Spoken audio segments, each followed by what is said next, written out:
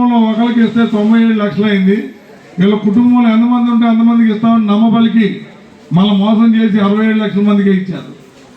అలాగే గ్యాస్ బండ్లు, ప్రతి కుటుంబానికి 3 గ్యాస్ బండ్లు ఇస్తామని చెప్పి 1 గ్యాస్ బండ్ ఇచ్చారు.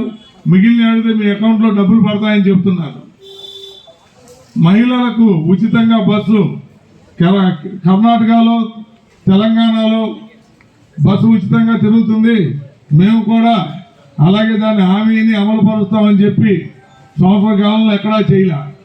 మొన్న ఆగస్టు 15 నుంచి చేస్తామని చెప్పారు. అది కూడా జిల్లాలోనే మహిళలకు ఉచితంగా ఇస్తామని చెప్తున్నారంటే ఏలూరుకి ఇటు హనుమాన్ జంక్షన్, అటు ఉంగుటూరు.